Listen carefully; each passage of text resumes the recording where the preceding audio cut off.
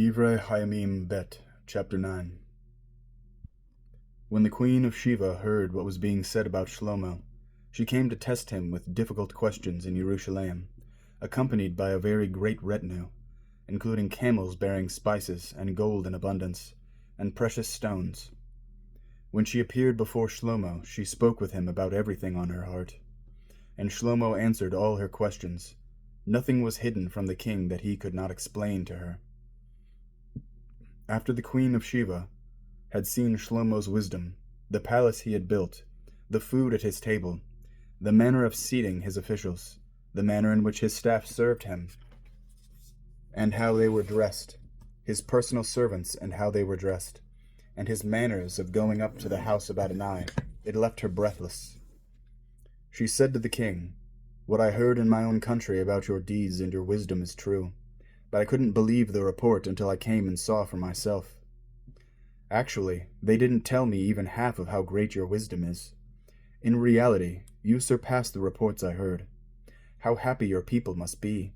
How happy these servants of yours who are always here attending you and get to hear your wisdom. Blessed be Adonai your God, who took pleasure in you to put you on his throne, so that you could be king for Adonai your God. Because of your God's love for Israel, to establish them forever, he has made you king over them, to administer law and judgment."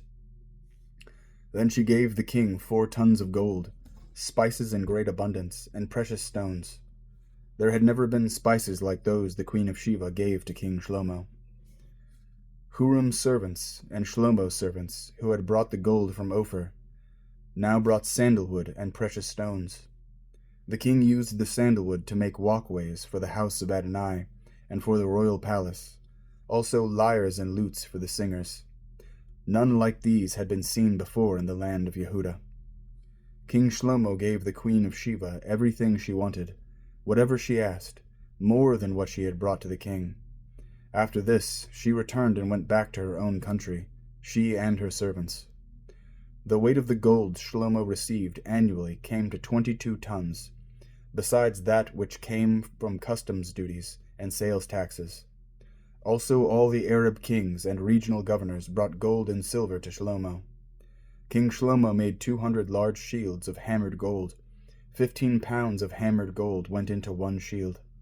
He made 300 more shields of hammered gold, with 7.5 pounds going into one shield. The king put these in the house of the Lebanon forest. The king also made a great throne of ivory and overlaid it with pure gold. The throne had 6 steps and a gold footstool. These were fastened to the throne. There were arms on either side of the seat, 2 lions standing beside the arms, and 12 more lions standing on each side of the 6 steps. Nothing like it had ever been made in any kingdom. All King Shlomo's drinking vessels were of gold, and all the utensils in the house of the Lebanon forest were of pure gold. For in Shlomo's time, silver was regarded as having little value. The king had ships that could go to Tarshish with Huram's servants. Once every 3 years, the Tarshish ships came in, bringing gold, silver, ivory, apes, and peacocks. So King Shlomo surpassed all the kings on earth in both wealth and wisdom. All the kings on earth sought to have an audience with Shlomo, in order to hear his wisdom, which God had put in his heart. Each one brought his present: articles of silver, articles of gold, clothing, armor, spices, horses and mules. And this continued year after year.